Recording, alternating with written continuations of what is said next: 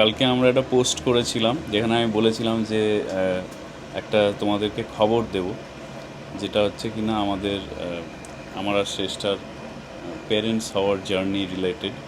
তো অনেকে তোমরা ভালো ভালো কমেন্টস করেছো, খুব ভালো লেগেছে আমাদের, মানে দারুণ পজিটিভ কমেন্টস। আর সবচেয়ে বড় কথা, অনেকে অনেক সাজেশনস দিয়েছো যে শ্রেষ্ঠা যেহেতু এখানে একা থাকে, প্রেগনেন্সি ফেজে ওর কী কী করা উচিত, কতটা ডিফিকাল্টি হয় না হয়। তো সেই জন্য ওই কমেন্টসগুলো দেখে আমার মনে হলো যে তোমাদেরকে একটা মানে খুব ভাইটাল ইনফরমেশান, যেটা তোমরা অনেকেই হয়তো বুঝতে পারোনি, সেইটা দেওয়া উচিত। তো সেইটা এই ভিডিওতে তোমরা জানতে পেরে যাবে। শ্রেষ্ঠা, প্লিজ এন্টার দ্য ফ্রেম। এই দেখো, আর কি জানার দরকার আছে শ্রেষ্ঠার? আমাদের অলরেডি, আমি ফার্স্ট যে ভিডিওটা রিভিল করেছিলাম বেবি গার্ল হ্যাশট্যাগ দিয়ে করেছিলাম, তো আমাদের বেবি অলরেডি হয়ে গেছে। এবং শ্রেষ্ঠা গোটা প্রেগনেন্সি ফেজটা একাই ছিল এখানে, যেহেতু আমি জার্মানিতে থাকি, তোমরা অনেকেই জানো। আমি লাস্ট মান্থেই, মানে ওই প্রেগনেন্সি ফেজের লাস্ট মান্থটাই আমি আসতে পেরেছিলাম। আর ওর অনেকই ডিফিকাল্টি হয়েছে, সেগুলো কিছু কিছু ক্লিপস ও করে রেখেছিল।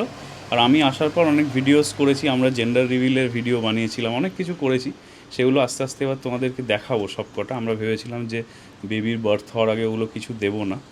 তো এখন আমাদের বেবি হচ্ছে অলমোস্ট 12 days ওল্ড। একটু তো ডিফিকাল্ট ছিল বিকজ আমি একা ছিলাম, বাট ওই আর কি হয়ে গেছে। বাবা মারা কেউ ছিল না, অনেকে ওটাও কমেন্ট করেছে যে বাবা মাদের ডেকে নাও। বাবা মারা আসতে পারেনি, বাবা মারা এখন এসছে after baby was born. But মানে the day baby was born বাবা মারা সেই দিন এসছে, বাট তার আগে ওরা আসতে পারেনি। আর কি হয়েছে মামা? তো একটু ডিফিকাল্ট তো ছিল সম্পূর্ণ, মানে যারা অনেকেই একা থাকে কিন্তু ইউজুয়ালি হাজব্যান্ড থাকে অ্যান্ড এভরিথিং। কি হয়েছে? গরম লাগছে? বেবির একটু গরম লাগছে। তো ও মেডিকেল চেক আপস, মানে ডাক্তারের কাছে যাওয়া, রেগুলার যে চেক আপস হয় এখানে, তো এভরি 2 weeks পার মান্থ এরকম চেক আপস ছিল। প্রথমে হ্যাঁ ওয়ান্স ইন আ মান্থ, তারপরে এভরি 2 weeks। বাজার করা থেকে শুরু করে রান্না বান্না করা, ঘরদোর পরিষ্কার রাখা, সব কিছু ও একা করেছে। সেগুলো অন্য একটা ভিডিওতে শেয়ার করব।